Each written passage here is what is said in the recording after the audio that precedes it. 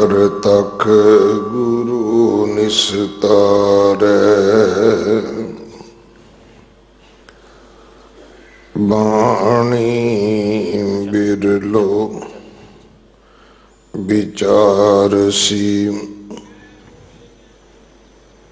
जे को गुरमुख होए,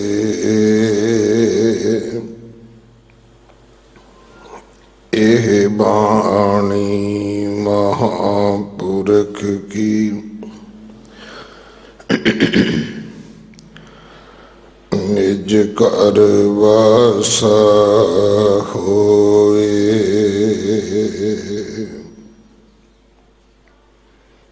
दखने महला पंजवा। जां मुँह पसी हठ में, पीरी महंजे नाल।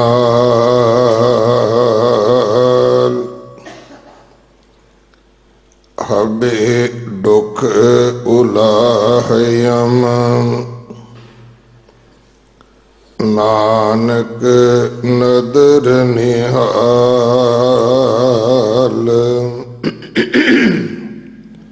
महला पंजवा। नानक बैठा पखे वाओ,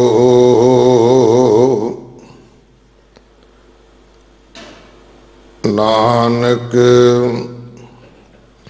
बैठा पखे वाओ। लम्हे सेवें दर खड़ा, पिरिये तू जान महिंजा साओ। जोई साईं मुँह खड़ा, महला पंजवा। क्या गलायो पूछ, पर वेल न जोहे कंत तू। नानक फुल्लां संधीवाड़, खिड़िया हब संसार ज्यों।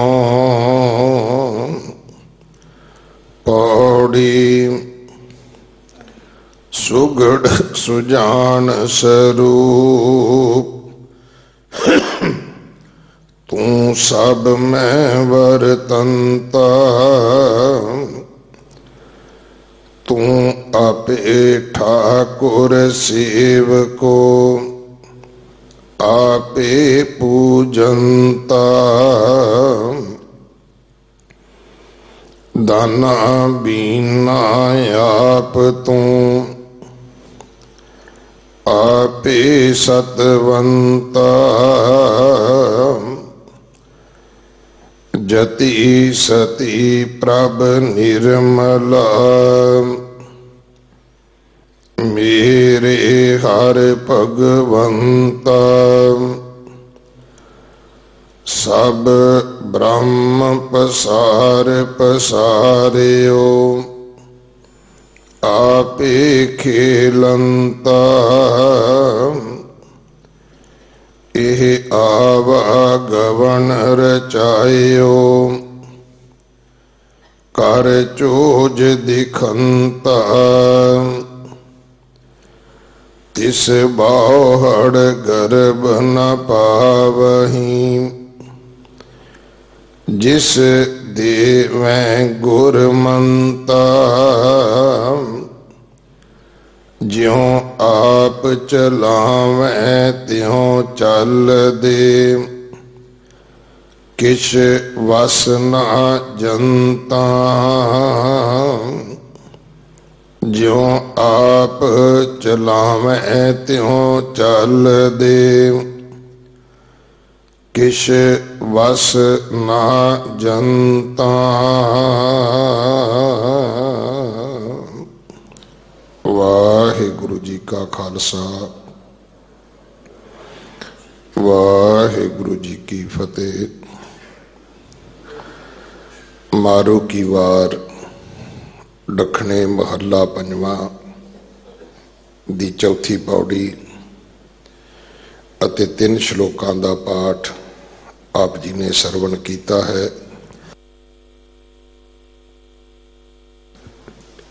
ਸਿੰਘ ਸਾਹਿਬ ਗਿਆਨੀ ਹਰਪ੍ਰੀਤ ਸਿੰਘ ਜੀ ਜਥੇਦਾਰ ਤਖਤ ਸ੍ਰੀ ਦਮਦਮਾ ਸਾਹਿਬ ਗੁਰੂ ਕਾਂਸ਼ੀ, ਜੋ ਕੱਲ ਤੋਂ इस पावन दरबार विच कथा की सेवा निभा रहे हैं। 2 श्लोक कल संपूर्ण होए सन। 1 श्लोक 1 पौड़ी की विचार आप जी अज सरवण करवाउणगे। अज उन्हां दी विदायगी भी है। संगत वल्लों, प्रबंधक सेवादारां वल्लों ਸਿੰਘ ਸਾਹਿਬ जी का बहुत धन्यवाद। बहुत विद्वान हैं। संसारक विद्या भी परमात्मा ने बहुत बख्शी है और विशेष करके उन्होंने 2 दिन का समा सानू दिता है। और जदों भी उन्होंने पास समा होवे, साड़ी हमेशा बेनती रहेगी कि वो आउण गुरु दरबार विच हाजरियां भरदियां गुरु कीआं संगतां नूं, क्योंकि देशां विदेशां दे विच ये कथा सरवण कीती जांदी है। कथा सरवण करवाउण अज जप जाप सेवा ट्रस्ट दे सेवादार वीरां वल्लों सोहणीआं दस्तारां सजाउण दे मुकाबले करवाए जा रहे हैं। दस्तार परियोगिता 8 बजे आरंभ होवेगी, शाम के 4 बजे तक। सारे बच्चों को इनाम दिते जाएंगे, पर जो फस्ट सैकंड थर्ड पहले दर्जे ते, दूजे दर्जे ते, तीजे दर्जे ते आउणगे उन्होंने विशेष इनाम दिते जाने हैं। सो अपने बच्चों को 2 गल्लां वास्ते प्रेरिए। एक है दस्तार सजाउणी, दूजा है सोहनी सजाउणी। क्योंकि दस्तार गुरु कलगीधर पातशाह जी की बख्शिश है, जिहड़ा हर सिख दे सिर ते सतगुरु जी ने ताज बख्शे है। इहदी संभाल करना, इहदी रिस्पैक्ट करना, ये साडा सारियां दा परम धर्म है। अगले समय वास्ते सिंह साहब जी पासों गुरबाणी विचार सरवण करिए जी। वाहिगुरु जी का खालसा, वाहिगुरु जी की फतेह। वाहिगुरु जी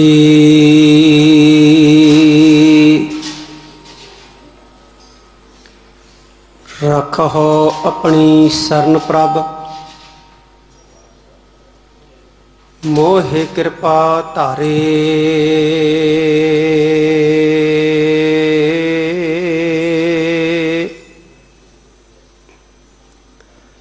सेवा कछु न जाना,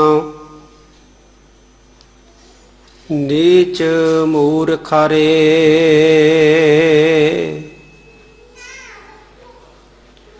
मान कराओ तुद उपरे,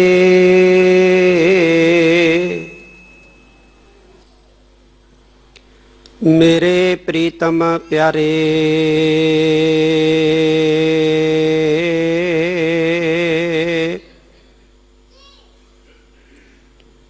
हम अपराधी सद भूलते,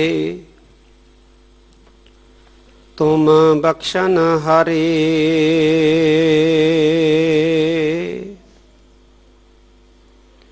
हम अपराधी सद भूलते, तुम बख्शन हारे।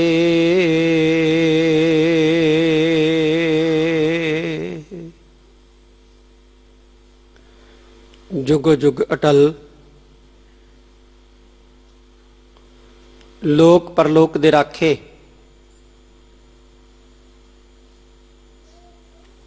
चवर तखत दे मालक,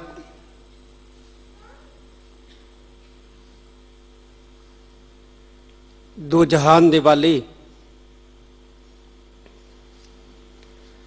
निमाणियां दे मान, निताणियां दे तान, तन तन साहिब श्री गुरु ग्रंथ साहिब जी महाराज जी दी पावन पवित्र हजूरी अंदर जुड़ बैठी गुरु रूप खालसा सत संगत जी, एक बार फिर सरबंस दानी अमृत के दाते धन धन साहिब श्री गुरु गोबिंद सिंह महाराज वल्लों बख्शिश कीती फतेह प्रवान करो। वाहिगुरु जी का खालसा, वाहिगुरु जी की फतेह। आप बहुत वड्डे भागां वाले हाँ कि पातशाह दी पावन पवित्र हजूरी अंदर जुड़ बैठण दा सुभाग आपां नूं प्राप्त हो रहा है। गुरु दी बाणी, गुरु दा जस, गुरु दे पावन पवित्र विचार सरवण करन लई आपां इकत्तर होए हां। वडियाई दे पात्र हां। दीन दुनिया दे वाले धन धन साहिब श्री गुरु हरकृष्ण साहिब सच्चे पातशाह जी दे पावन पवित्र अस्थान ते सतगुरां दी पावन पवित्र हजूरी दे अंदर आपां सारियां ने रल मिल के आसा जी की वार दी कीर्तन सुने है। उपरंत भाई साहब जी दे मुखार बिंद तो चल रही सतगुरां दी पावन पवित्र बाणी दी लड़ीवार कथा तहत सोहणे सतगुरां दे वाक सरवण कीते ने और इन्हां ही वाकां दी अज आपां ने अकाल पुरख वल्लों बख्शिश कीती हुई तुच्छ बुद्धि अनुसार अते निश्चित कीते हुए समय मुताबक संखेप विचार सरवण करनी है। भाई साहब जी ने दसिया कि मारू दी वार है और मारू दी वार दी चौथी पौड़ी है जिस नाल 3 श्लोक ने और 3 श्लोकां दे विचों 2 श्लोकां दी विचार आपां कल सरवण कीती सी। तीसरे श्लोक दे विच धन धन साहिब श्री गुरु अर्जन देव जी महाराज सानू अज अपनी पावन ते निੱਘੀ गोद विच बिठा के की समझाउंदे है, की सिक्ख्या दिंदे है, वो आपां ने प्यार ते सत्कार दे नाल सरवण करनी है और अपनियां हिरदे रूपी झोलियां दे विच भर करके लै जानी। आओ साध संगत जी, जिन्ने क वड्डे भागां सदका अज आपां गुरु की पावन पवित्र हजूरी विच जुड़ बैठे हैं। मन वृत्तियां एकाग्र कर लईए और गुरु के शब्द विच ध्यान जोड़दियां सारी संगत गज के आखो सतनाम श्री वाहिगुरु जी। वाहिगुरु जी।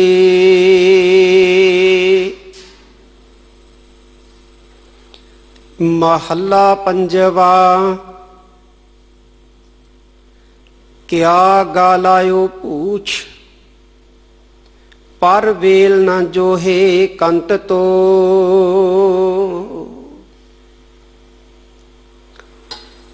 धन गुरु अर्जन देव जी महाराज गुरु प्यारियो सानू समझाउंदे बयान करदे है। असी जिहड़े सुनदे आ ना गुरु प्यारियो सानू ही समझाउंदे ने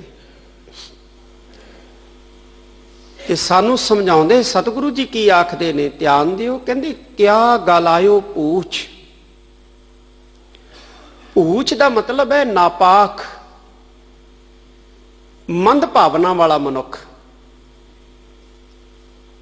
पलीत मनुख, जिहदी सोच चंगी नहीं है, जिहदी सोच दे विच मलीनता है। सतगुरु जी कहंदे ऐ नापाक इंसान,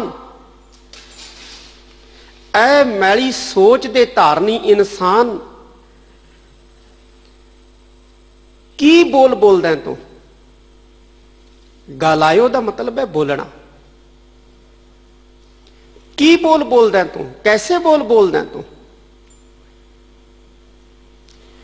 ਹੁਣ ਮਤਹੀਣਾ ਜਿਹੜਾ ਮਨੁੱਖ ਹੈ, ਨਾਪਾਕ ਜਿਹੜਾ ਮਨੁੱਖ ਹੈ, ਜਿਹਦੀ ਸੋਚ ਦੇ ਵਿੱਚ ਗੰਦਗੀ ਹੈ, ਉਹ ਕੈਸੇ ਬੋਲ ਬੋਲਦਾ ਹੈ?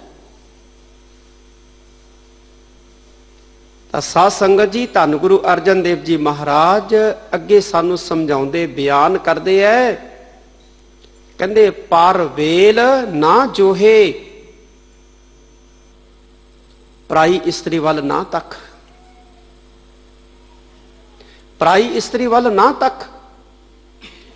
ਪਰਾਈ ਇਸਤਰੀ ਵੱਲ ਤੱਕ ਕੇ ਐ ਮਤਹੀਣੇ ਨਾਪਾਕ ਇਨਸਾਨ, ਤੂੰ ਕੈਸੇ ਕਿਸਮ ਦੇ ਬੋਲ ਬੋਲਦਾ ਹੈ? ਕੈਸੇ ਕਿਸਮ ਦੀ ਸੋਚ ਧਾਰਨ ਕਰ ਲੈਣਾ? ਇੱਕ ਗੱਲ ਚੇਤੇ ਰੱਖ, ਜਿਹੜਾ ਜਗਤ ਦਾ ਮਾਲਕ ਪਤੀ ਹੈ, ਉਹ ਸਾਰੇ ਸੰਸਾਰ ਦੇ ਵਿੱਚ ਵਿਆਪਕ ਹੈ ਔਰ ਸਾਰੇ ਉਸੇ ਦਾ ਹੀ ਰੂਪ ਹੈ। ਤੂੰ ਸਾਰੇ ਸੰਸਾਰ ਦੇ ਵਿੱਚ ਵਸਦੇ ਹੋਏ ਇੱਕ ਅਕਾਲ ਪੁਰਖ ਨੂੰ ਤੱਕ, ਇੱਕ ਅਕਾਲ ਪੁਰਖ ਨੂੰ ਵੇਖ।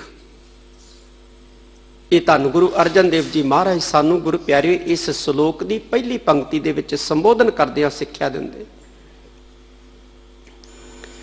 ਅਸੀਂ ਕਈ ਸਿੱਖ ਵਿਦਵਾਨਾਂ ਤੋਂ ਸੁਣਦੇ ਹਾਂ ਕਿ ਗੁਰਬਾਣੀ ਜਿਹੜੀ ਹੈ ਇਹ ਸਰਬ ਸਾਂਝੀ ਹੈ। ਕੋਈ ਸ਼ੱਕ ਨਹੀਂ ਹੈ, ਗੁਰਬਾਣੀ ਸਰਬ ਸਾਂਝੀ ਕਿਉਂ ਹੈ? ਗੁਰਬਾਣੀ ਦੀ ਇੱਕ ਖਾਸੀਅਤ ਹੈ ਸਾਧ ਸੰਗਤ ਜੀ, ਗੁਰਬਾਣੀ ਜਿਹੜੀ ਹੈ ਇਹ ਸਮੱਸਿਆ ਨੂੰ ਪਹਿਲੋਂ ਉਜਾਗਰ ਕਰਦੀ ਹੈ, ਫਿਰ ਸਮੱਸਿਆ ਦਾ ਹੱਲ ਦੱਸਦੀ।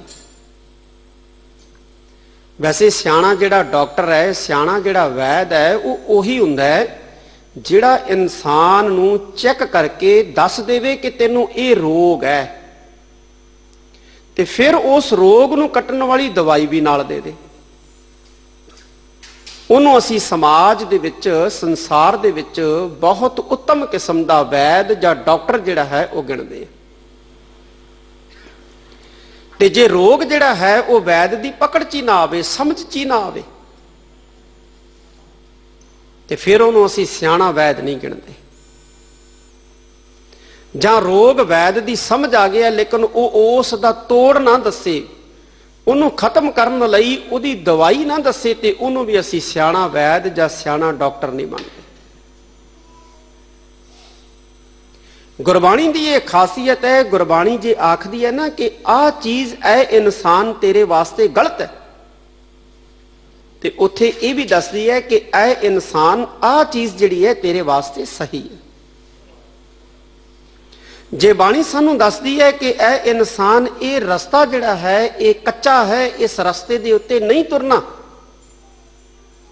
ਤੇ ਉੱਥੇ ਸਾਨੂੰ ਇਹ ਵੀ ਦੱਸਦੀ ਹੈ ਕਿ ਆਹ ਰਸਤਾ ਜਿਹੜਾ ਹੈ ਪੱਕਾ ਹੈ, ਮਜ਼ਬੂਤ ਹੈ, ਸਾਫ਼ ਹੈ, ਸੁਥਰਾ ਹੈ, ਇਸ ਰਸਤੇ ਦੇ ਉੱਤੇ ਚੱਲਣਾ।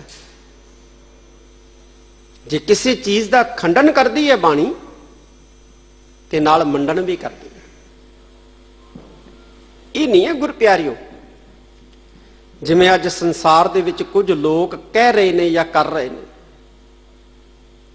ਆ ਵੀ ਗਲਤ ਹੈ, ਆ ਵੀ ਗਲਤ ਹੈ, ਆ ਵੀ ਗਲਤ ਹੈ, ਆ ਵੀ ਗਲਤ ਹੈ, ਤੇ ਜੇ ਉਹਨਾਂ ਨੂੰ ਪੁੱਛੀਏ ਵੀ ਭਾਈ ਸਹੀ ਕੀ ਹੈ, ਕਹਿੰਦੇ ਜੀ ਇਹਦੀ ਕੋਈ ਜਾਣਕਾਰੀ ਨਹੀਂ। ਆ ਵੀ ਮਾਰਗ ਕੱਚਾ ਹੈ, ਆ ਵੀ ਮਾਰਗ ਕੱਚਾ ਹੈ, ਆ ਵੀ ਮਾਰਗ ਕੱਚਾ ਹੈ, ਆ ਵੀ ਮਾਰਗ ਕੱਚਾ ਹੈ। ਭਾਈ ਫੁਰਕੋ ਫਿਰ ਦੱਸੋ ਪੱਕਾ ਰਸਤਾ ਕਿਹੜਾ ਹੈ? ਕਹਿੰਦੇ ਪੱਕੇ ਦਾ ਤਾਂ ਸਾਨੂੰ ਵੀ ਨਹੀਂ ਪਤਾ। ਕਿੱਡੀ ਹੈਰਾਨੀ ਦੀ ਗੱਲ ਹੈ ਨਾ। ਆ ਵੀ ਗੱਲ ਗੁਰਮਤ ਅਨੁਸਾਰ ਨਹੀਂ, ਆ ਵੀ ਗੱਲ ਗੁਰਮਤ ਅਨੁਸਾਰ ਨਹੀਂ, ਆ ਵੀ ਗੱਲ ਗੁਰਮਤ ਅਨੁਸਾਰ ਨਹੀਂ। ਫਿਰ ਗੁਰਮਤ ਹੈ ਕੀ? ਕੀ ਹੈ ਗੁਰਮਤ? ਕਹਿੰਦੇ ਪਤਾ ਨਹੀਂ। ਪਰ ਬਾਣੀ ਦੀ ਗੁਰ ਪਿਆਰਿਓ ਇੱਕ ਖਾਸੀਅਤ ਹੈ, ਬਾਣੀ ਜੇ ਕਿਸੇ ਵਿਚਾਰ ਦਾ ਖੰਡਨ ਕਰਦੀ ਹੈ ਤੇ ਨਾਲ ਉਸ ਦਾ ਮੰਡਨ ਵੀ ਦੱਸਦੀ ਹੈ। ਸਰਬ ਸਾਂਝੀ ਬਾਣੀ ਅਸੀਂ ਇਸ ਕਰਕੇ ਆਖਦੇ ਹਾਂ ਕਿਉਂਕਿ ਕੁਝ ਸਮੱਸਿਆਵਾਂ ਜਿਹੜੀਆਂ ਨੇ ਐਸੀਆਂ ਹੁੰਦੀਆਂ ਨੇ ਜਿਹੜੀਆਂ ਕੇਵਲ ਤੇ ਕੇਵਲ ਵਿਅਕਤੀ ਦੇ ਨਿੱਜ ਦੀਆਂ ਹੁੰਦੀਆਂ ਨੇ, ਜਾਂ ਵਿਅਕਤੀ ਦੇ ਪਰਿਵਾਰ ਦੀਆਂ ਹੁੰਦੀਆਂ ਨੇ, ਜਾਂ ਸਮੱਸਿਆ ਜਿਹੜੀ ਹੈ ਉਹ ਕਿਸੇ ਸ਼ਹਿਰ ਦੀ ਹੁੰਦੀ ਹੈ, ਕਿਸੇ ਦੇਸ਼ ਜਾਂ ਕਿਸੇ ਧਰਮ ਜਾਂ ਕਿਸੇ ਕੌਮ ਦੀ ਹੁੰਦੀ ਹੈ। ਪਰ ਕੁਝ ਸਮੱਸਿਆਵਾਂ ਐਸੀਆਂ ਨੇ ਜਿਹੜੀਆਂ ਕੇਵਲ ਇੱਕ ਵਿਅਕਤੀ ਦੀਆਂ ਨਹੀਂ, ਇੱਕ ਪਰਿਵਾਰ ਦੀਆਂ ਨਹੀਂ, ਇੱਕ ਸ਼ਹਿਰ ਜਾਂ ਇੱਕ ਨਸਲ ਦੇ ਲੋਕਾਂ ਦੀਆਂ ਨਹੀਂ, ਇੱਕ ਧਰਮ ਨੂੰ ਮੰਨਣ ਵਾਲੇ ਲੋਕਾਂ ਦੀਆਂ ਨਹੀਂ, ਜਾਂ ਇੱਕ ਕੌਮ ਦੇ ਲੋਕਾਂ ਦੀਆਂ ਨਹੀਂ, ਬਲਕਿ ਸਮੁੱਚੀ ਮਨੁੱਖਤਾ ਦੀਆਂ ਨੇ। ਸਮੁੱਚੀ ਮਨੁੱਖਤਾ ਦੀਆਂ, ਚਾਹੇ ਉਹ ਹਿੰਦੂ ਹੈ, ਚਾਹੇ ਉਹ ਮੁਸਲਮਾਨ ਹੈ, ਚਾਹੇ ਉਹ ਬੋਧੀ ਹੈ, ਜੈਨੀ ਹੈ, ਸਿੱਖ ਹੈ, ਈਸਾਈ ਹੈ, ਪਾਰਸੀ ਹੈ, ਸਭ ਨੂੰ ਸਮੱਸਿਆਵਾਂ ਨੇ। ਬਾਣੀ ਉਹਨਾਂ ਸਮੱਸਿਆਵਾਂ ਦੀ ਗੱਲ ਕਰਦੀ ਹੈ। ਇਸ ਕਰਕੇ ਬਾਣੀ ਦੇ ਧਰਮ ਨੂੰ ਸਰਬ ਸਾਂਝਾ ਜਿਹੜਾ ਹੈ ਉਹ ਧਰਮ ਪ੍ਰਵਾਨਿਆ ਗਿਆ। ਨਾ ਸਿਰਫ ਬਾਣੀ ਮਨੁੱਖ ਦੀਆਂ ਸਮੱਸਿਆਵਾਂ ਦੀ ਗੱਲ ਕਰਦੀ ਹੈ, ਬਲਕਿ ਉਹਨਾਂ ਸਮੱਸਿਆਵਾਂ ਦਾ ਹੱਲ ਵੀ ਦੱਸਦੀ। ਕੀ ਸਮੱਸਿਆ ਹੈ ਸਾਰਿਆਂ ਦੀ? ਸਭ ਤੋਂ ਵੱਡੀ ਸਮੱਸਿਆ ਤਾਂ ਸਾਧ ਸੰਗਤ ਜੀ ਇਹ ਹੈ ਕਿ ਅੱਜ ਇਨਸਾਨ ਜਿਹੜਾ ਹੈ ਉਹ ਸੱਚ ਤੋਂ ਕੋਹਾਂ ਦੂਰ ਹੋ ਗਿਆ। ਚਾਹੇ ਉਹ ਕੋਈ ਵੀ ਹੈ, ਕਿਸੇ ਵੀ ਧਰਮ ਨੂੰ ਮੰਨਣ ਵਾਲਾ ਹੈ, ਕਿਸੇ ਵੀ ਨਸਲ ਨੂੰ ਮੰਨਣ ਵਾਲਾ ਹੈ ਜਾਂ ਨਸਲ ਦਾ ਹੈ, ਕਿਸੇ ਵੀ ਦੇਸ਼ ਦਾ ਬਸ਼ਿੰਦਾ ਹੈ, ਸਮੱਸਿਆ ਉਹਦੀ ਇਹ ਹੈ ਕਿ ਉਹ ਸੱਚ ਤੋਂ ਦੂਰ ਹੋ ਗਿਆ ਹੈ। ਸੱਚ ਦੇ ਨੇੜੇ ਜਾਵੇ। ਧੰਨ ਗੁਰੂ ਨਾਨਕ ਸਾਹਿਬ ਸੱਚੇ ਪਾਤਸ਼ਾਹ ਨੇ ਜਪਜੀ ਸਾਹਿਬ ਦੇ ਵਿੱਚ ਹੀ ਇਸ ਸਮੱਸਿਆ ਨੂੰ ਉਜਾਗਰ ਕੀਤਾ। ਕਿਵੇਂ ਸੱਚਿਆਰਾ ਹੋਈ ਹੈ, ਸੱਚ ਦਾ ਧਾਰਨੀ ਇਨਸਾਨ ਕਿਵੇਂ ਬਣੇ? ਕਿਵੇਂ ਕੂੜਾ ਟੁੱਟੇ ਪਾਲ, ਝੂਠ ਦੀ ਜਿਹੜੀ ਕੰਧ ਹੈ, ਝੂਠ ਦੀ ਜਿਹੜੀ ਦੀਵਾਰ ਹੈ, ਉਹ ਇਨਸਾਨ ਦੇ ਅੰਦਰੋਂ ਕਿਵੇਂ ਟੁੱਟੇ? ਇਹ ਸਮੱਸਿਆ ਹੈ। ਤੇ ਹੱਲ ਕੀ ਹੈ? ਪਾਤਸ਼ਾਹ ਕਹਿੰਦੇ ਹੁਕਮ ਰਜ਼ਾਈ ਚੱਲਣਾ ਨਾਨਕ ਲਿਖਿਆ ਨਾਲ। ਜੇ ਇਨਸਾਨ ਰੱਬੀ ਰਜ਼ਾ ਦੇ ਵਿੱਚ ਚੱਲਣਾ ਸ਼ੁਰੂ ਕਰ ਦੇ, ਰੱਬੀ ਭਾਣੇ ਨੂੰ ਸਮਝ ਲਏ, ਰੱਬੀ ਹੁਕਮ ਨੂੰ ਸਮਝ ਲਏ, ਤੇ ਮਨੁੱਖ ਜਿਹੜਾ ਹੈ ਉਹ ਸੱਚ ਦੇ ਨੇੜੇ ਹੋ ਸਕਦਾ ਹੈ। ਹੁਕਮ ਕੀ ਹੈ? ਫਿਰ ਦੂਜੀ ਪੌੜੀ ਚ ਹੁਕਮ ਦੀ ਵਿਆਖਿਆ ਕੀਤੀ ਕਿ ਹੁਕਮ ਕੀ ਹੈ। ਹੁਕਮ ਚ ਹੀ ਸਾਰਾ ਕੁਝ ਪੈਦਾ ਹੋਇਆ ਹੈ। ਔਰ ਆਖਰ ਪਾਤਸ਼ਾਹ ਕਹਿੰਦੇ ਨਾਨਕ ਹੁਕਮੈ ਜੇ ਬੁੱਝੈ ਤਾਂ ਹਉ ਮੈਂ ਕਹੈ ਨਾ ਕੋਈ। ਇਨਸਾਨ ਤੈਨੂੰ ਅਕਾਲ ਪੁਰਖ ਨਾਲੋਂ ਦੂਰ ਕੀਤਾ ਹੈ, ਹਉਮੈ ਨੇ, ਤੇਰੀ ਹਉਮੈ ਨੇ। ਤੇ ਹਉਮੈ ਦਾ ਇੱਕੋ ਹੀ ਇਲਾਜ ਹੈ, ਤੂੰ ਹੁਕਮ ਨੂੰ ਸਮਝ ਲੈ। ਕਿਉਂਕਿ ਜਿਹੜਾ ਹੁਕਮ ਨੂੰ ਸਮਝ ਲੈਂਦੇ ਉਹਦੀ ਹਉਮੈ ਖਤਮ ਹੋ ਜਾਂਦੀ ਹੈ। ਜਿਹਦੀ ਹਉਮੈ ਖਤਮ ਹੋ ਜਾਂਦੀ ਹੈ ਉਹ ਸੱਚ ਦੇ ਵਿੱਚ ਸਮਾ ਜਾਂਦਾ ਹੈ, ਅਭੇਦ ਹੋ ਜਾਂਦਾ ਹੈ। ਅੰਦਰ ਹੀ ਹੈ ਪਰਮੇਸ਼ਵਰ ਜੀਵ ਦੇ। ਆਤਮਾ ਕਿੱਥੇ ਹੈ? ਉਹ ਵੀ ਅੰਦਰ ਹੈ। ਪਰਮਾਤਮਾ ਕਿੱਥੇ? ਉਹ ਵੀ ਅੰਦਰ ਹੈ। ਫਿਰ ਮਿਲਦੇ ਕਿਉਂ ਨਹੀਂ ਦੋਵੇਂ? ਵਿੱਥ ਕੀ ਹੈ? ਫਰਕ ਕੀ ਹੈ? ਤਾਂ ਗੁਰੂ ਪਿਆਰਿਓ, ਸਤਿਗੁਰੂ ਜੀ ਬਾਣੀ ਚ ਕਹਿੰਦੇ ਧਨ ਪਿਰ ਕਾ ਇੱਕ ਹੀ ਸੰਗ ਵਾਸਾ, ਵਿੱਚ ਹਉਮੈ ਭੀਤ ਕਰਾਰੀ। ਜਿੰਦ ਤੇ ਪਰਮਾਤਮਾ ਦਾ ਜਿਹੜਾ ਨਿਵਾਸ ਹੈ ਉਹ ਇੱਕੋ ਜਗ੍ਹਾ ਦੇ ਉੱਤੇ ਹੈ। ਦੋਨੇ ਇਸ ਕਰਕੇ ਨਹੀਂ ਮਿਲਦੇ ਕਿਉਂਕਿ ਇਹਨਾਂ ਦੋਨਾਂ ਦੇ ਵਿਚਕਾਰ ਇੱਕ ਕੰਧ ਹੈ, ਪਰਦਾ ਹੈ। ਔਰ ਉਹ ਪਰਦਾ ਕਾਹਦਾ ਹੈ? ਕੰਧ ਕਾਹਦੀ ਹੈ? ਹਉਮੈ ਦੀ। ਵਿੱਚ ਹਉਮੈ ਭੀਤ ਕਰਾਰੀ। ਭੀਤ ਦਾ ਮਤਲਬ ਹੈ ਦੀਵਾਰ, ਤੇ ਕਰਾਰੀ ਦਾ ਮਤਲਬ ਹੈ ਤਕੜੀ, ਮਜ਼ਬੂਤ। ਤੇ ਜੇ ਮਜ਼ਬੂਤ ਦੀਵਾਰ ਹਉਮੈ ਦੀ ਟੁੱਟ ਜਾਏ ਫਿਰ ਜੀਵਾਤਮਾ ਤੇ ਪਰਮਾਤਮਾ ਇੱਕੋ ਜਾਂਦੇ। ਧਨ ਪਿਰ ਕਾ ਇੱਕ ਹੀ ਸੰਗ ਵਾਸਾ, ਵਿੱਚ ਹਉਮੈ ਭੀਤ ਕਰਾਰੀ। ਗੁਰ ਪੂਰੈ ਹਉਮੈ ਭੀਤ ਤੋਰੀ, ਜਨ ਨਾਨਕ ਮਿਲਿਆ ਬਨਵਾਰੀ। ਤੇ ਇਸ ਹਉਮੈ ਦੀ ਕੰਧ ਨੂੰ ਤੋੜ ਕੌਣ ਸਕਦਾ? ਕਹਿੰਦੇ ਪੂਰਾ ਗੁਰੂ, ਸਮਰੱਥ ਗੁਰੂ, ਅਧੂਰਾ ਗੁਰੂ ਨਹੀਂ, ਕੱਚਾ ਗੁਰੂ ਨਹੀਂ। ਧੰਨ ਗੁਰੂ ਨਾਨਕ ਸਾਹਿਬ ਸੱਚੇ ਪਾਤਸ਼ਾਹ ਦਾ ਬਚਨ ਹੈ ਨਾ, ਕਹਿੰਦੇ ਕਾਚੇ ਗੁਰ ਤੇ ਮੁਕਤ ਨਾ ਹੁਆ। ਕੱਚਾ ਗੁਰੂ ਕਿਸੇ ਨੂੰ ਮੋਕਸ਼ ਪ੍ਰਦਾਨ ਨਹੀਂ ਕਰ ਸਕਦਾ ਕਿਉਂਕਿ ਉਹ ਆਪ ਮੁਕਤ ਨਹੀਂ। ਜਿਹੜਾ ਆਪ ਹੀ ਮੁਕਤ ਨਹੀਂ ਹੈ ਉਹ ਕਿਸੇ ਨੂੰ ਕਿਵੇਂ ਮੁਕਤ ਕਰੇਗਾ? ਜਿਹੜਾ ਆਪ ਵਿਸ਼ਈ ਹੈ, ਆਪ ਵਿਕਾਰੀ ਹੈ, ਉਹ ਕਿਸੇ ਨੂੰ ਵਿਕਾਰ ਤੋਂ ਮੁਕਤ ਕਿਵੇਂ ਕਰੇਗਾ? ਜਿਹੜਾ ਆਪ ਬੰਧਨਾਂ ਦੇ ਵਿੱਚ ਕੈਦ ਹੈ ਉਹ ਕਿਸੇ ਨੂੰ, ਦੂਸਰੇ ਨੂੰ ਬੰਧਨਾਂ ਤੋਂ ਆਜ਼ਾਦ ਜਿਹੜਾ ਹੈ ਉਹ ਕਿਵੇਂ ਕਰੇਗਾ? ਇਹ ਤਾਂ ਪਾਤਸ਼ਾਹ ਕਹਿੰਦੇ ਮੁਕਤਾ ਹੈ ਸੇਵਾ, ਮੁਕਤਾ ਹੋਵੇ। ਜਿਹੜਾ ਮੁਕਤ ਨੂੰ ਮੰਨਦਾ ਉਹ ਮੁਕਤ ਹੁੰਦਾ ਹੈ, ਜਿਹੜਾ ਖਲਾਸ ਨੂੰ ਮੰਨਦਾ ਉਹ ਖਲਾਸ ਹੁੰਦਾ ਹੈ। ਤੇ ਸ਼ਬਦ ਜਿਹਨੂੰ ਅਸੀਂ ਗੁਰੂ ਸਵੀਕਾਰਦੇ ਹਾਂ, ਗੁਰੂ ਹੈ ਜੋ, ਇਹ ਮੁਕਤ ਹੈ। ਇਸ ਕਰਕੇ ਸ਼ਬਦ ਨਾਲ ਜੁੜਿਆ ਹੀ ਜੀਵ ਜਿਹੜਾ ਹੈ ਉਹ ਮੁਕਤ ਹੋ ਸਕਦਾ ਹੈ। ਫਿਰ ਕੱਲੀ ਇਹ ਸਮੱਸਿਆ ਨਹੀਂ ਹੈ ਸਾਧ ਸੰਗਤ 'ਚ ਕਿ ਇਨਸਾਨ ਸੱਚ ਤੋਂ ਕੋਹਾਂ ਦੂਰ ਹੈ, ਇਹ ਸਮੱਸਿਆ ਹੈ। ਇਸ ਦੇ ਨਾਲ ਹੋਰ ਬਹੁਤ ਸਾਰੀਆਂ ਸਮੱਸਿਆਵਾਂ ਜੁੜੀਆਂ। ਇਨਸਾਨ ਕਾਮੀ ਹੈ, ਇਨਸਾਨ ਕ੍ਰੋਧੀ ਹੈ, ਇਨਸਾਨ ਲੋਭੀ ਹੈ, ਮੋਹੀ ਹੈ, ਅਭਿਮਾਨੀ ਹੈ। ਇਹ ਵੀ ਸਮੱਸਿਆ ਹੈ। ਹੁਣ ਇਹ ਸਮੱਸਿਆ ਕਿਸੇ ਇੱਕ ਨਸਲ ਦੇ ਲੋਕਾਂ ਦੀ ਥੋੜੀ ਹੈ। ਇਨਸਾਨ ਦੇ ਅੰਦਰ ਕਾਮ ਹੈ, ਕ੍ਰੋਧ ਹੈ, ਲੋਭ ਹੈ, ਮੋਹ ਹੈ, ਹੰਕਾਰ ਹੈ। ਜਾਂ ਕਿਸੇ ਦੇਸ਼ ਦੇ ਵਿੱਚ ਵਸਣ ਵਾਲੇ ਇੱਕ ਫਿਰਕੇ ਦੇ ਲੋਕਾਂ ਦੀ ਥੋੜੀ ਹੈ। ਕਿਸੇ ਇੱਕ ਧਰਮ ਨੂੰ ਮੰਨਣ ਵਾਲੇ ਲੋਕਾਂ ਦੀ ਥੋੜੀ ਹੈ। ਇਹ ਸਮੱਸਿਆ ਮਨੁੱਖਤਾ ਦੀ ਹੈ, ਮਾਨਵਤਾ ਦੀ ਹੈ। ਹਰ ਮਨੁੱਖ ਦੇ ਅੰਦਰ ਇਹ ਐਬ ਪਏ ਹੋਏ ਹੈ। ਪਰ ਇਸ ਸ਼ਲੋਕ ਦੇ ਵਿੱਚ ਜਿਸ ਐਬ ਦੀ ਸਤਿਗੁਰੂ ਜੀ ਗੱਲ ਕਰ ਰਹੇ ਨੇ ਉਹ ਐਬ ਹੈ ਕਾਮ। ਕਾਮ ਦੀ ਗੱਲ ਕਰਦੇ ਨੇ। ਇਹ ਵੀ ਬਾਕੀ ਪ੍ਰਬਲ ਵਿਕਾਰਾਂ ਦੇ ਵਿੱਚੋਂ ਇੱਕ ਬਹੁਤ ਪ੍ਰਬਲ ਵਿਕਾਰ ਹੈ। ਸਾਧ ਸੰਗਤ ਜੀ, ਇੱਕ ਗੱਲ ਚੇਤੇ ਰੱਖਣੀ ਹੈ ਕਿ ਇਹ ਜਿਹੜੇ ਅੰਦਰ ਐਬ ਪਏ ਹੈ ਨਾ, ਇਹਨਾਂ ਨੂੰ ਸਤਿਗੁਰੂ ਜੀ ਚੋਰ ਕਹਿੰਦੇ ਨੇ।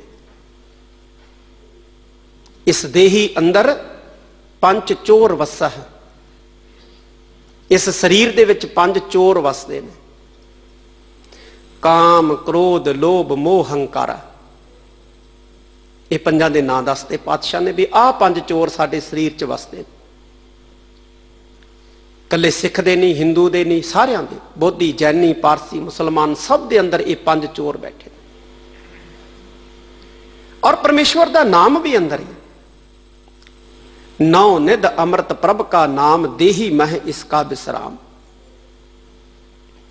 ਹੁਣ ਨਾਮ ਵੀ ਸਾਡੇ ਅੰਦਰ ਹੈ, ਪੰਜ ਚੋਰ ਐਬ ਵੀ ਸਾਡੇ ਅੰਦਰ ਹੈ। ਫਿਰ ਸਮੱਸਿਆ ਕੀ ਹੈ? ਸਮੱਸਿਆ ਇਹ ਹੈ ਕਿ ਜਿਹੜੇ ਐਬ ਨੇ, ਜਿਹੜੇ ਚੋਰ ਨੇ, ਇਹ ਸਾਡੇ ਉੱਤੇ ਹਾਵੀ ਹੈ। ਇਹ ਪੈਦਾ ਕਿਹਨੇ ਕੀਤੇ ਹੈ? ਇਹ ਪੈਦਾ ਕਿਵੇਂ ਹੋ ਗਏ? ਸਾਧ ਸੰਗਤ ਜੀ, ਇੱਕ ਗੱਲ ਚੇਤੇ ਰੱਖਣੀ ਹੈ, ਇਹ ਵੀ ਪੈਦਾ ਅਕਾਲ ਪੁਰਖ ਪਰਮੇਸ਼ਵਰ ਦੇ ਹੁਕਮ ਚ ਹੋਏ। ਕਿਸੇ ਨੇ ਆਪਣੇ ਆਪ ਬਾਹਰੋਂ ਚੱਕ ਕੇ ਅੰਦਰ ਨਹੀਂ ਪਾ ਲਏ ਇਹ ਐਬ। ਇਹ ਅੰਦਰੋਂ ਹੀ ਪਰਮੇਸ਼ਵਰ ਦੇ ਹੁਕਮ ਦੇ ਵਿੱਚ ਪੈਦਾ ਹੋਏ ਨੇ। ਜਾਂ ਕਹਿ ਲਓ ਕਿ ਪਰਮੇਸ਼ਵਰ ਨੇ ਹੀ ਇਹਨਾਂ ਨੂੰ ਪੈਦਾ ਕੀਤਾ। ਕਾਹਦੇ ਵਾਸਤੇ? ਜਗਤ ਚਲਾਉਣ ਵਾਸਤੇ, ਸੰਸਾਰ ਚਲਾਉਣ ਵਾਸਤੇ। ਜੇ ਕਾਮ ਇਨਸਾਨੀ ਭਾਵਨਾਵਾਂ ਦਾ ਹਿੱਸਾ ਨਾ ਬਣਦਾ ਤੇ ਜਨਰੇਸ਼ਨ ਹੀ ਨਹੀਂ ਪੈਦਾ ਹੋ ਸਕਦੀ, ਉਤਪਤੀ ਰੁਕ ਜਾਏਗੀ। ਜਗਤ ਦੀ ਉਤਪਤੀ ਵਾਸਤੇ, ਜਗਤ ਦੇ ਵਿਸਥਾਰ ਵਾਸਤੇ ਪਰਮੇਸ਼ਵਰ ਨੇ ਕੇਵਲ ਮਨੁੱਖ ਦੇ ਅੰਦਰ ਨਹੀਂ ਬਲਕਿ ਹਰ ਜੀਆ ਜੰਤ ਦੇ ਅੰਦਰ ਇਸ ਐਬ ਕਾਮ ਨੂੰ ਰੱਖਿਆ ਹੋਇਆ ਹੈ। ਕਾਮ ਨੂੰ ਹਰ ਜੀਆ ਜੰਤ ਦੇ ਅੰਦਰ ਪਰਮੇਸ਼ਵਰ ਨੇ ਰੱਖਿਆ ਹੋਇਆ ਹੈ। ਪਰ ਸਮੱਸਿਆ ਇਹ ਹੈ ਕਿ ਇਨਸਾਨ ਨੇ ਇਸ ਨੂੰ ਜਿਹੜਾ ਹੈ ਉਹ ਸੰਜਮ ਦੇ ਨਾਲ ਵਰਤਣ ਦੀ ਬਜਾਏ ਸੰਜਮ ਤੋਂ ਪਰੇ ਜਿਹੜਾ ਹੈ ਉਹ ਜਾ ਕੇ ਇਸ ਦਾ ਇਸਤੇਮਾਲ ਕਰਨਾ ਸ਼ੁਰੂ ਕਰ ਦਿੱਤਾ। ਬਾਕੀ ਦੀਆਂ ਜੂਨਾਂ ਦੇ ਵਿੱਚ ਅਸੀਂ ਇਨਸਾਨ ਨਾਲੋਂ ਵਧੇਰੇ ਸੰਜਮ ਦੇਖਦੇ ਹਾਂ ਇਸ ਮਾਮਲੇ ਦੇ ਅੰਦਰ। ਪਾਤਸ਼ਾਹ ਸਾਨੂੰ ਸਮਝਾਉਂਦੇ ਆ, ਕਹਿੰਦੇ ਐ ਸਾਧ ਸੰਗਤ ਜੀ, ਕਾਮ ਕ੍ਰੋਧ ਦੋਏ ਕਰਹੁ ਬਸੋਲੇ, ਗੋਡਹੁ ਧਰਤੀ ਭਾਈ। ਕਹਿੰਦੇ ਜਿਹੜੇ ਤੁਹਾਡੇ ਅੰਦਰ ਕਾਮ ਤੇ ਕ੍ਰੋਧ ਵਿਕਾਰ ਪਏ ਹੈ ਨਾ, ਤੁਸੀਂ ਇਹਨਾਂ ਨੂੰ ਖੁਰਪੇ ਬਣਾ ਲਓ।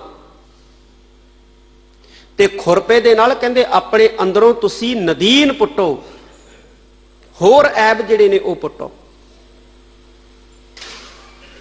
ਜੁੱਤੀ ਅਸੀਂ ਲਿਆਉਨੇ ਆ, ਪੈਰ ਦੇ ਵਿੱਚ ਪਾਉਨੇ ਆ, ਔਰ ਜੁੱਤੀ ਜਿਹੜੀ ਹੈ ਪੈਰ ਦੇ ਵਿੱਚ ਪਾਈ ਹੋਈ ਸਾਨੂੰ ਕੰਡਿਆਂ ਤੋਂ ਬਚਾਉਂਦੀ ਹੈ, ਸਾਨੂੰ ਪੱਥਰਾਂ ਦੀ ਮਾਰ ਤੋਂ ਬਚਾਉਂਦੀ ਹੈ, ਸਾਡੇ ਪੈਰਾਂ ਨੂੰ ਗੰਦਾ ਹੋਣੋਂ ਲਿਬੜਨੋਂ ਵੀ ਜੁੱਤੀ ਜਿਹੜੀ ਹੈ ਬਚਾਉਂਦੀ ਹੈ। ਮੁੱਕਦੀ ਗੱਲ ਕੀ, ਪੈਰ ਦੇ ਵਿੱਚ ਪਾਈ ਹੋਈ ਜੁੱਤੀ ਜਿਹੜੀ ਹੈ ਉਹ ਸਾਡੇ ਪੈਰਾਂ ਲਈ ਬਹੁਤ ਲਾਭਦਾਇਕ ਹੈ और जुत्ती जिहड़ी है वो पैर दे विच रहनी भी चाहिए है। पर जे कोई इंसान पैरों दे विच पाउण वाली जुत्ती नूं अपने सिर दे उत्ते रख के चलना शुरू कर दे तो यह पागलपन तो वध कुछ नहीं है, क्योंकि जुत्ती जिहड़ी है वो पैर दे विच रखण वाली शै है, पैरों दे विच पाउण वाली शै है, सिर दे उत्ते सजाउण वाली शै नहीं है, सिर दे उत्ते सजाउण वाली दस्तार है। इवें काम है, ये साडी उत्पत्ति का वसीला है। जिवें जुत्ती पैरों नूं लाभ दिंदी है, इवें काम उत्पत्ति का वसीला है, पर असीं इहनूं अपनी सोच दे उत्ते हावी कर लिया, अपने सिर दे उत्ते, अपने दिमाग दे उत्ते हावी कर लिया। नतीजा है कि इसने साडे इखलाक नूं जिहड़ा है वो कमजोर पा दिता। ते जदों किसी का इखलाक कमजोर पै जाता है ना, उदों उहदे फिर सारे ही जिहड़े पक्ष है वो कमजोर पै जाते हैं। ज्ञानी ज्ञान सिंह जी ने पंथ प्रकाश दे विच एक घटना का उल्लेख किया है। वो कहते एक बारी धन गुरु गोबिंद सिंह महाराज नूं कुछ सिखां ने कहा, महाराज जिहड़े मुगल सिपाही है ये जदों साडे सिख परिवारां दे उत्ते हल्ले बोलदे है, पिंडां कस्बियां दे विच जाके या गैर मुसलमानों के उत्ते जो ये हमले बोलते हैं पिंडां कस्बियां दे विच जाके, सतगुरु जी ये गैर मुसलमान लोगों दीयां इस्त्रियां दी बेइज्जती करते हैं, बेपत्ती करते हैं। सतगुरु जी सानू भी अधिकार होना चाहिए कि जदों कदे असीं इन्हां नूं हमले का जवाब हमले दे विच दईए ते जो सलूक ये साडियां इस्त्रियां नाल करदे हैं असीं भी उही सलूक करिए इन्हां नाल भी। ते धन गुरु गोबिंद सिंह महाराज ने फिर सिखां नूं समझाउंदियां कहा, कहंदे पुरखो फिर तुहाडे ते इन्हां दे विच फर्क की रह जाएगा। ये जिहड़ा कर्म है ये इखलाक नूं नीवां सुटदा है, ते जिहड़ियां कौमां दा इखलाक नीवां हो जांदा है वो कौमां जिहड़ियां ने कदे बुलंदियां नूं सर नहीं कर सकदियां। ज्ञानी ज्ञान सिंह जी के शब्दों के विच धन गुरु गोबिंद सिंह महाराज ने बचन कहे, कहंदे हम ले जानो पंथ उचेरे, कहंदे असीं पंथ नूं बहुत उच्चा लैके जाना है ते ये पंथ उच्चा तां जाएगा जिहदे इहदे नैतिकता दे खंभ लगे होणगे, इखलाक दे खंभ लगे होणगे। ते जे इखलाक ना रहा, नैतिकता ना रही, ते फिर ये उच्चा उड़ारियां नहीं मार सकेगा अंबरां दे अंदर। इस करके ये गल करनी तो बहुत दूर, कदे चित्त दे विच कदे दिलो दिमाग दे विच सोचनी तक भी नहीं है। इस्त्री चाहे वैरी दी होवे उनका भी सन्मान करना है, उन्होंने भी इज्जत देनी है। बाबा बंदा सिंह बहादुर ने जिस वक्त पहाड़ी राजां दे उत्ते हमला करन दी विਉਂਤਬੰਦੀ उलीकी, सरहंद फतेह करन तो बाद जदों दे ध्यान विच लिआंदा गया कि पहाड़ी राजे जिहड़े ने ये भी धन गुरु गोबिंद सिंह सच्चे पातशाह जी दे नाल टकराव दे विच रहे ने, ज्यादतियां करते रहे ने, ते बाबा बंदा सिंह जी बहादुर ने पहाड़ी राजां दे उत्ते भी हमला करन दी विਉਂਤਬੰਦੀ उलीक लई। ते डॉक्टर गंडा सिंह ने लिखिया कि हैरानी की गल, पहाड़ी राजां दे उत्ते हमला करन तो पहलां अपने सिख सैनिकां नूं एक उपदेश दिता, एक सिक्ख्या दी, एक हदायत दी बाबा बंदा सिंह बहादुर ने। कहन लगे एक गल चेते रखियो जे, पहाड़ी राजां दे उत्ते हमला करन वास्ते चले हैं, उन्हां पहाड़ी राजियां दे उत्ते हल्ला बोलन वास्ते चले हैं जिन्हां पहाड़ी राजियां ने धन गुरु गोबिंद सिंह सच्चे पातशाह जी दे नाल वधीकियां करन दा यतन कीता। पर खालसा जी कुछ गल्लां दा ख्याल रखना, एक तां वैरी दी इस्त्री वल ताड़ी कहंदे कैड़ी नजर नहीं जानी चाहिए, ते दूजा जिहड़ा उपदेश दिता अपनी फौज नूं बाबा बंदा सिंह बहादुर ने, वो इस तों भी कमाल दा सी। कहंदे किसी भी दुश्मन दे सिपाही दा मैदान दे विच सिर ला दिओ, पर कदे उहदी दस्तार उतारन दा यतन ना करियो जे, पग लाउण दा यतन ना करियो, क्योंकि उन्हां समय च सारी पग्गां बन्नदे सी, दस्तारा बन्नदे सी।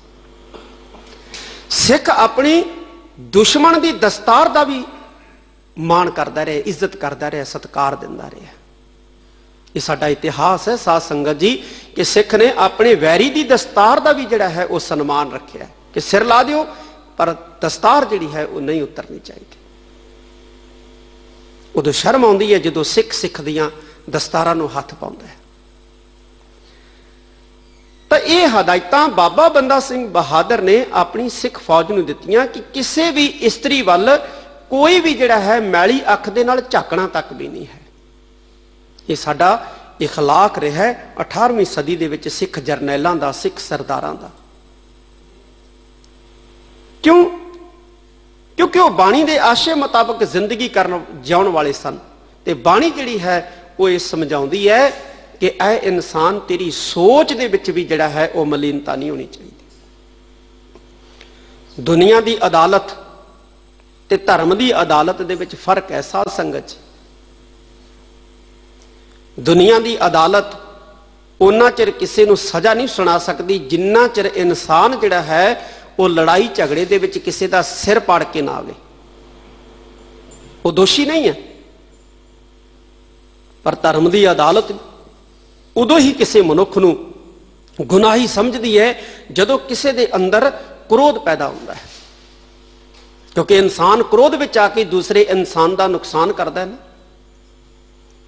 जदों गुस्सा आता है तो गुस्से दे विच इंसान आके किसी दूसरे इंसान का सिर पाड़ दिंदा है, गुस्से दे विच आके किसी दूसरे इंसान नूं माड़े चंगे बोल बोल दिंदा है, गालियां कढ़ दिंदा है।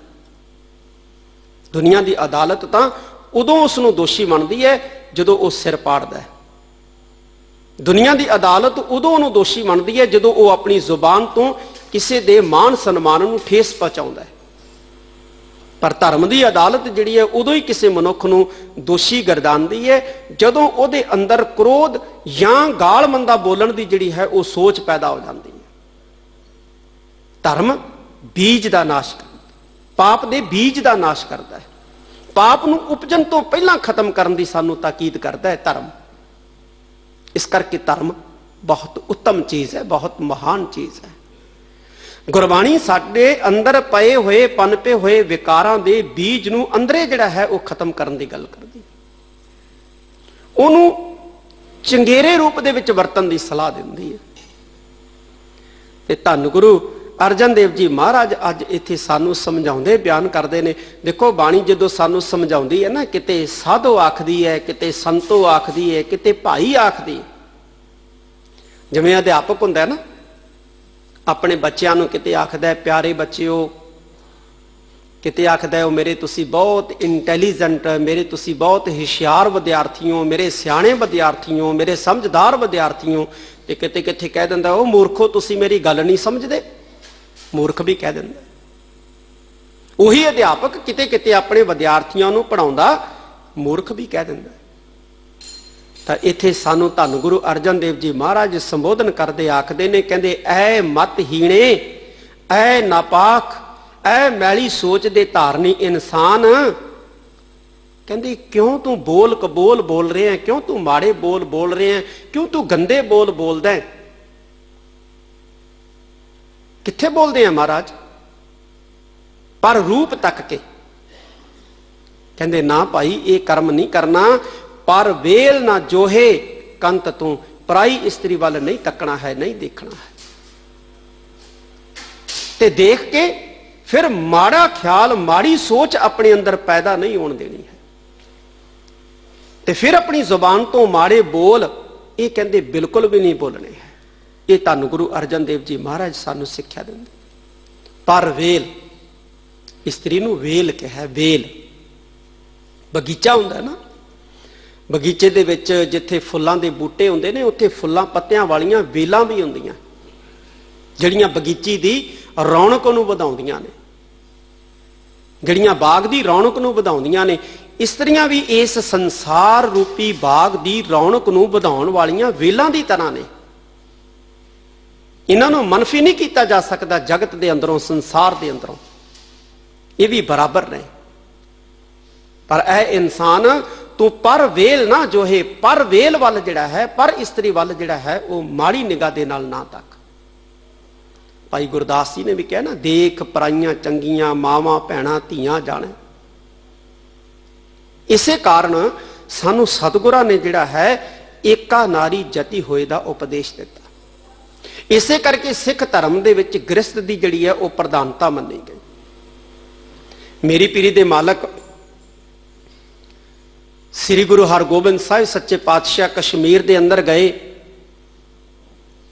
ਫਕੀਰ ਨੂੰ ਪਤਾ ਲੱਗਿਆ ਕਿ ਬੜੇ ਮਹਾਨ ਬ੍ਰਹਮ ਗਿਆਨੀ ਰਹਿਬਰ ਉੱਚ ਕੋਟੀ ਦੇ ਪੀਰ ਆਏ ਨੇ, ਚਲੋ ਦਰਸ਼ਨ ਕਰਕੇ ਆਈਏ। ਜਦੋਂ ਉਹਨੇ ਆ ਕੇ ਵੇਖਿਆ, ਧੰਨ ਗੁਰੂ ਹਰਗੋਬਿੰਦ ਸਾਹਿਬ ਸੱਚੇ ਪਾਤਸ਼ਾਹ ਦਾ ਪਰਿਵਾਰ ਹੈ, ਪੁੱਤਰ ਵੀ ਨੇ, ਨਾਲ ਹਾਥੀ ਘੋੜੇ ਫੌਜਾਂ ਵੀ ਨੇ। ਉਹ ਬੜਾ ਹੈਰਾਨ ਹੋਇਆ। ਉਹਨੇ ਧੰਨ ਗੁਰੂ ਗੋਬਿੰਦ ਸਿੰਘ ਮਾਫ ਕਰਨਾ ਧੰਨ ਗੁਰੂ ਹਰਗੋਬਿੰਦ ਸਾਹਿਬ ਸੱਚੇ ਪਾਤਸ਼ਾਹ ਨੂੰ ਕਿਹਾ, ਸਤਿਗੁਰੂ ਜੀ, ਮੈਂ ਤਾਂ ਸੁਣਿਆ ਸੀ ਕਿ ਤੁਸੀਂ ਬਹੁਤ ਕਾਮਲ ਉੱਚ ਕੋਟੀ ਦੇ ਪੀਰ ਹੋ, ਪਰ ਤੁਸੀਂ ਤਾਂ ਹਿੰਦੂ ਹੋ। ਹਿੰਦੂ ਪੀਰ ਕਿਵੇਂ ਹੋ ਸਕਦਾ ਹੈ? ਤੁਹਾਡੀ ਤਾਂ ਸ਼ਾਦੀ ਹੋਈ ਹੈ। ਔਰਤ ਰੱਖਣ ਵਾਲਾ, ਇਸਤਰੀ ਰੱਖਣ ਵਾਲਾ ਜਿਹੜਾ ਹੈ ਉਹ ਪੀਰ ਕਿਵੇਂ ਹੋ ਸਕਦਾ ਹੈ? ਤੁਹਾਡੇ ਤਾਂ ਔਲਾਦ ਵੀ ਹੈ, ਤੁਹਾਡੇ ਕੋਲੇ ਤਾਂ ਧਨ ਦੌਲਤ ਵੀ ਹੈ। ਕਿਉਂਕਿ ਹਿੰਦੁਸਤਾਨ ਦੇ ਵਿੱਚ ਹਿੰਦੁਸਤਾਨ ਕੀ ਵਿਸ਼ਵ ਦੇ ਅੰਦਰ ਕੁਝ ਲੋਕਾਂ ਦਾ ਜਿਹੜਾ ਹੈ ਉਹ ਮਤ ਰਿਹਾ ਹੈ ਕਿ ਗ੍ਰਸਤ ਜਿਹੜਾ ਹੈ, ਪਰਿਵਾਰ ਜਿਹੜਾ ਹੈ, ਇਹ ਇੱਕ ਜੰਜਾਲ ਹੈ, ਤੇ ਜਿਹੜਾ ਇਸ ਜੰਜਾਲ ਵਿੱਚ ਫਸ ਜਾਂਦਾ ਹੈ ਉਹ ਕਦੇ ਰੱਬ ਦੇ ਨੇੜੇ ਨਹੀਂ ਹੋ ਸਕਦਾ।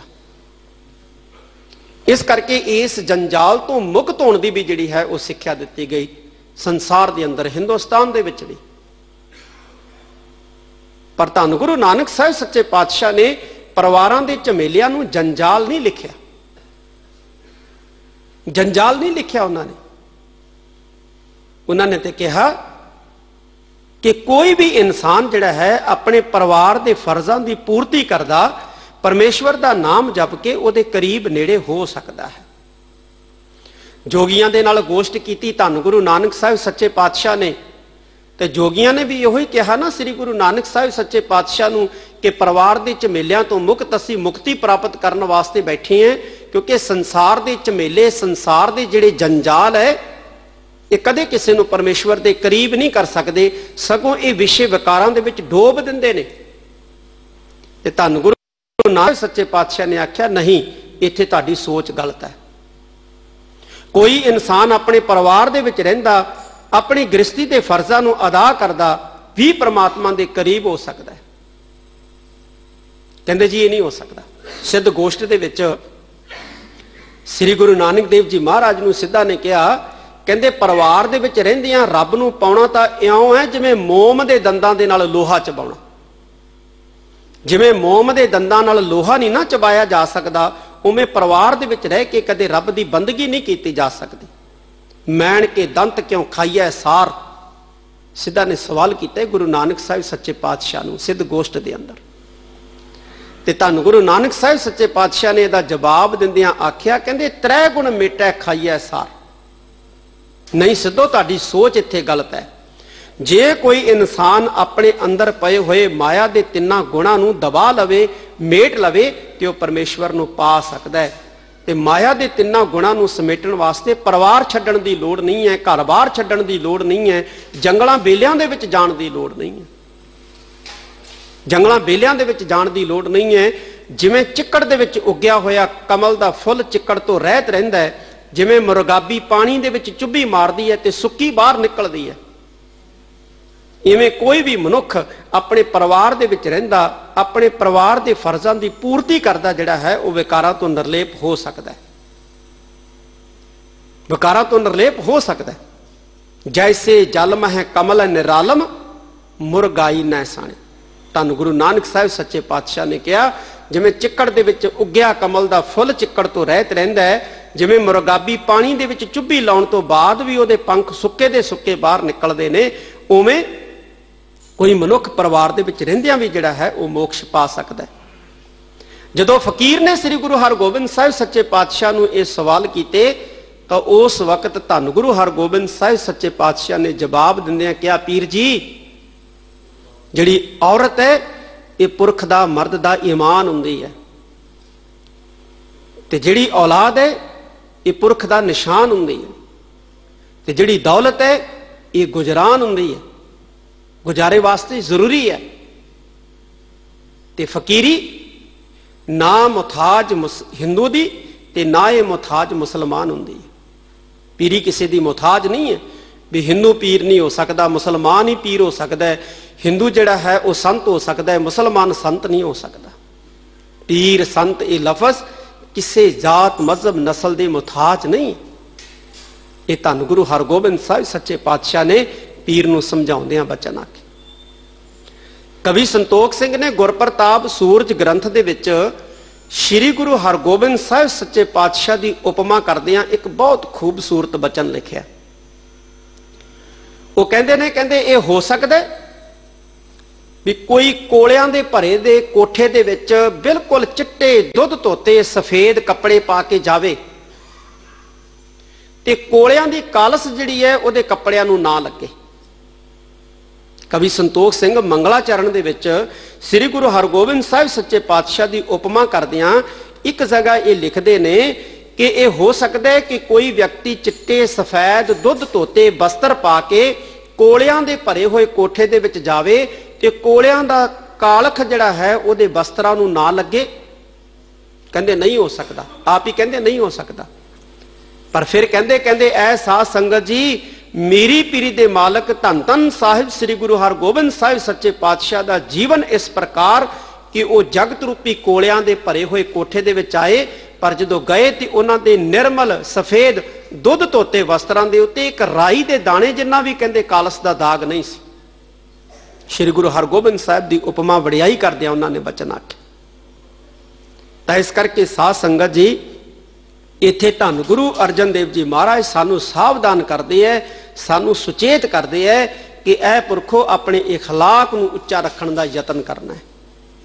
जिथे असी गुरु दे दर ते आउणे हैं, अरदास करते हैं, दुध मंगते हैं, पुत मंगते हैं, तंदुरुस्ती मंगते हैं, जमीन जायदाद मंगते हैं, उत्थे ये भी अरदास कर लिया करो सच्चे पातशाह साडा इखलाक बुलंद रहे, कृपा होवे साडा इखलाक बुलंद रहे।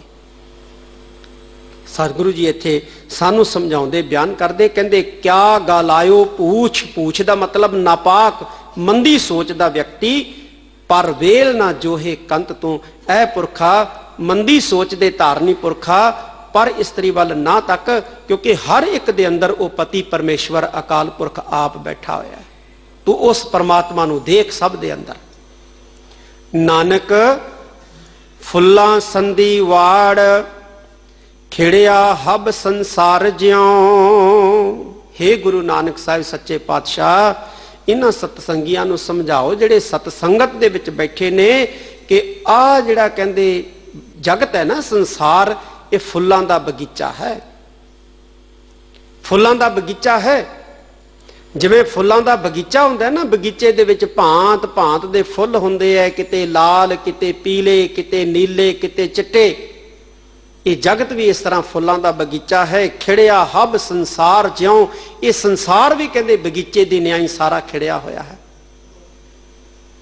इत्थे कोई किसे मजहब दा, कोई किसे मजहब दा, कोई किसे मजहब दा, कोई किसे संप्रदा दा, कोई किसे संप्रदा दा। ते इस संसार दे विच बेअंत रंगां दे फुੱਲ है।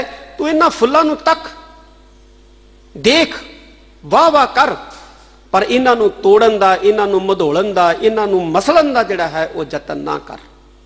ये धन गुरु अर्जन देव जी महाराज सानू इस श्लोक दे विच साध संगत जी सिक्ख्या दिंदे ने। अगे पौड़ी है, वार दी गुरु प्यारियो खासियत है इसकी कि जिन्नियां पौड़ियां ने उन्हां सारियां पौड़ियां दे विच अकाल पुरख परमेश्वर की महिमा बयान की है, अकाल पुरख परमेश्वर के गुण बयान किए हैं। तो पौड़ी दे विच सतगुरु जी की दसते ने गुरु प्यारियो, ध्यान दिओ। पौड़ी सुघड़ सुजान स्वरूप तो सब मह वर्तनता, तू आपे ठाकुर सेवको आपे पूजनता। ये हुण पौड़ी जिहड़ी है ना, इहदे च पातशाह अकाल पुरख नूं संबोधन करते हैं। कल भी आपां बचन साझे कीते सी कि गुरु विचोला है साडे ते परमेश्वर दे दरम्यान। कदे साडे नाल गल करदे है, कदे परमेश्वर नाल गल करदे है, क्योंकि विचोले दी ये खासियत हुंदी है ना, कदे एक धिर नाल गल, कदे दूसरी धिर नाल गल। हुण श्लोक दे विच तां साडे नाल गल कीती, सानू कहा कि अपने अखलाक नूं बुलंद रखना। हुण परमेश्वर नाल गल करदे ने, हुण वाहिगुरू नाल गल करदे ने पंचम पातशाह, और सानू सुणाउंदे ने, सानू समझाउंदे ने कि तुसीं भी इस तरह अकाल पुरख नाल गल करनी है भाई, जिवें असीं करदे। किवें करनी है? कहंदे सुगड़ सुजान स्वरूप तू सब मह वरतंता। हे वाहिगुरू तू सुगड़ है। सुगड़ का मतलब हुंदा है सोहनी घाड़त कढण वाला। ये जगत परमेश्वर की सोहनी घाड़त है। ये बगीचा बनाया परमेश्वर ने, इत्थे रंगी रंगी दे जिहड़े फुल है, ये परमेश्वर की सोहनी घाड़त है। सुजान का मतलब है श्रेष्ठ जानन वाला। वो श्रेष्ठ जानन वाला भी है, ਉਹਦਾ स्वरूप भी बहुत खूबसूरत है, बहुत सुंदर है। ते धन गुरु अर्जन देव जी महाराज कहते, हे अकाल पुरख तू श्रेष्ठ घाड़त घड़न वाला है, तू श्रेष्ठ जानन वाला है, तेरा स्वरूप भी बहुत खूबसूरत है, और सब तो वड्डी गल तू सब मह वरतंता, तू सारियां दे विच ही वरत रहे हैं, सारियां दे विच, सारियां दे विच वसत रहे हैं। 10वें पातशाह धन गुरु गोबिंद सिंह महाराज कहते, हस्त कीट के बीच समाना। वो हाथी तो लैके कीड़ी तक सब दे अंदर बैठा है भाई, फुलों दे विच भी अंदर है, वेलों दे विच भी अंदर है, सब दे अंदर है। ते इत्थे पातशाह कहते सब मह वरतंता, वाहिगुरू तू सारियां दे अंदर ही वरत रही है, कोई भी तेरे तो रहत नहीं है, तेरे तो बिना नहीं है। तू आपे ठाकुर सेवको आपे पूजनता। ठाकुर का मतलब होता है मालक। हे परमेश्वर, हे अकाल पुरख वाहिगुरू, इस जगत दे विच मालक भी तू है, ते जिहड़े सेवा करने वाले सेवक है उन्हां विच भी तू है। ये नहीं है कि मालकां दे विच तू है ते सेवा करने वाले सेवकां च नहीं है। मालक भी तू है जगत दे अंदर, सब तो वड्डा मालक। वैसे सब तो वड्डा मालक जिहड़ा ना जगत दा, वो केवल अकाल पुरख है, परमेश्वर है, होर कोई मालक नहीं है जगत दे अंदर। जिहड़े मालक हन सानू दिसदे है, वो भी परमेश्वर दे घरों दातां लैके ही अगां जिहड़े है दिंदे। सब तो वड्डा मालक वो आप है, ते सेवकां दे विच भी वो अकाल पुरख परमेश्वर आप है। पंजवें पातशाह कहंदे कहंदे, हे वाहिगुरू मालक भी तू आप है, और सेवकां दे विच भी तू आप है। सच्ची गल है, कहंदे अपने आप नूं अपने सेवकां राहीं तू आप ही पूज रहा है। सेवक दे विच भी तू है जिहड़ा तेरी सेवा करदा पिया, मालक दे विच भी तू है जिहदी सेवा हो रही है।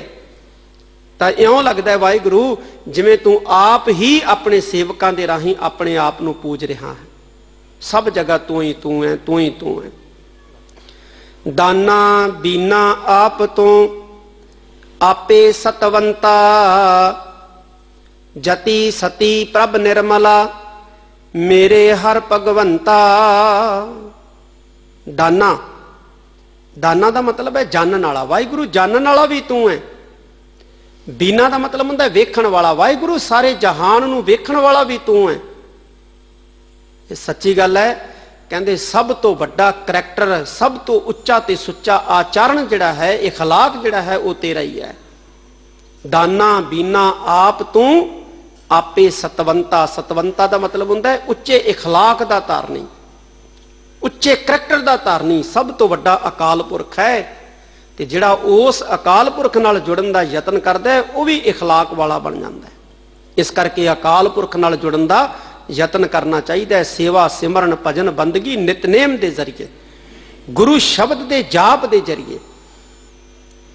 जति सती प्रभ निर्मला, मेरे हर भगवंता। हे मेरे परमेश्वर, जति भी तू है, सब तो वड्डा संसार च सत धर्म का धारनी भी तू है। और सच्ची गल है, हे प्रभु हे मालक, इस जगत दे विच सब तो वड्डा मैल रहत निर्मल जिहड़ा है वो भी तू आप ही है। सब कुछ तू ही है, तू वाहिगुरू। सब ब्रह्म पसार पसारियो आपे खेलंता। वाहिगुरू ये जिहड़ा सारे जगत का खलारा है ना, परमेश्वर नाल गल हो रही है धन गुरु अर्जन देव जी महाराज की। कहंदे हे वाहिगुरू जिहड़ा सारे जगत का जिहड़ा ये खिलारा है ना, किते कोई कुछ है, किते कोई कुछ है, किते नदियां, किते नाले, किते पहाड़, किते देश, किते सूरज, किते चंद, ये जिन्ना भी सतगुरु जी ये खलारा है, ये तेरा अपना खिलारिया होया है, तेरा अपना पसारिया होया है, कोई शक नहीं। आपे खेलंता, ये जिहड़ा जगत दे विच खेड हो रहा है, ये तू आप ही कहंदे खिडवा रहे हैं, आप ही खेड रहे हैं, जीवां दे विच बैठा आप ही सारे खेड नूं खेडी जा रहे हैं। परमेश्वर ही खेड खेड रहा है जगत के जीवां दे अंदर बैठा। और ये सारा पसारा साध संगत जी परमेश्वर दा अपना है। इथों तक इहो आवा गवन गवन रचायो कर चोज दिखंता। ये जड़ा जगत दे विच जम्मण मरण की प्रक्रिया चल रही है ना, जिहड़ी संसार दे विच जम्मण मरण की प्रक्रिया चल रही है, किते जीव जम रहे ने, किते जीव खत्म हो रहे ने, किते जीव आ रहे ने, किते जीव जा रहे ने, ये भी सारा परमेश्वर का रचिया खेड है। वो अकाल पुरख परमेश्वर जिहड़ा है आप ही लोगां दे जीवां दे जम्मण मरण का तमाशा रचा के ते इस तमाशे नूं आप ही जिहड़ा है वो वेख रहा है। ये नाटक हो रहा है, जिवें नाटक दे विच मंच दे उत्ते कुछ पात्र आ जाते हैं, कलाकार आ जाते हैं, कुछ चले जाते हैं। फिल्म चलती है, फिल्म दे विच कुछ करैक्टर जिहड़े ने, पात्र जिहड़े ने वो आ जाते हैं, कुछ चले जाते हैं। इवें ये जगत है, इत्थे जीव आ जाते हैं, चले जाते हैं। ये परमेश्वर का अपना खेड है और परमेश्वर आप ही वाहिगुरू जिहड़ा है इस खेड नूं खेड रहा है। तिस बाहुड़ गर्भ ना पावहे जिस देवा है गुरमंता। पर पातशाह कहते भाई पुरखो एक गल चेते रखनी है, जिस देवा है गुरमंता, जिन्हों गुरु उपदेश दे दिंदा है, जिन्हों गुरु सिक्ख्या दे दिंदा है। गुरु सिक्ख्या किहनूं दिंदा है? जिहड़ा गुरु की हजूरी च आउंदा है चल के, जिहड़ा गुरु दे नाल जुड़न दा यतन करदा है, जिहड़ा गुरु दे कोल बैठदा है, गुरु उहनूं सिक्ख्या दिंदा है। ते जिन्हों गुरु सिक्ख्या दे दिंदा है, कहंदे तिस बाहुड़ गर्भ ना पावही, परमेश्वर उन्होंने दोबारा किसी गर्भ जोन दे विच नहीं पाउंदा है। पर नाल ही जिक्र कर दे, ज्यों आप चलावा है त्यों चल दे किछु वसना जनता। हे वाहिगुरू, जीवां दे भी की वस है, जिवें कहंदे तू जीवां नूं चला रहे हैं, जीव आपे जिहड़े ने उवें उवें चली जांदे ने। जिवें आप तू जीवां नूं चला रहे हैं, जीव उवें चले जाते हैं। इन्हां जिया जनता दे भी बस कुछ नहीं है। बस अरदास है, जगत जलंदा रख ले अपनी कृपा धार, जित द्वारा उबरै तितै लेहो उबार। वाहिगुरू जगत सड़ रहा है, इनू बचा, कृपा कर, बख्शिश कर, अपने जीवां ते रहमत कर। तेरे जीव जिहड़े ने तेरे जुड़न दे नाल यतन, तेरे नाल जुड़न दा यतन करते रहन। ये धन गुरु अर्जन देव जी महाराज ने अज सानू इस पावन पवित्र शब्द दे विच सिक्ख्या दित्ती है। साध संगत जी, शब्द भी संपूर्ण हो गया, समा भी समाप्त हो गया है। दिल्ली सिख गुरुद्वारा प्रबंधक कमेटी, धन्नवाद उन्हां दा जिन्हां ने दास नूं आप सब संगतां दे रूबरू होण दा मान बख्शिया। खास तौर ते सिंह साहब भाई रणजीत सिंह जी, बड़ा प्यार बख्शिया सिंह साहब जी ने, इन्हां दा भी बहुत बहुत धन्नवाद। आप सारी संगत दा धन्नवाद, सारे प्रबंधकां दा धन्नवाद। इन्ने शब्द जिहड़े आ वो प्रवान करने। आओ आखिरीਆਂ पंक्तियां पढ़ते आपां फतह दी सांझ पाइए। तिस बाहुड़ गर्भ ना पावहे जिस देवा है गुरमंता। ज्यों आप चलावा है त्यों चल दे किछु वसना जनता। वाहिगुरू जी का खालसा, वाहिगुरू जी की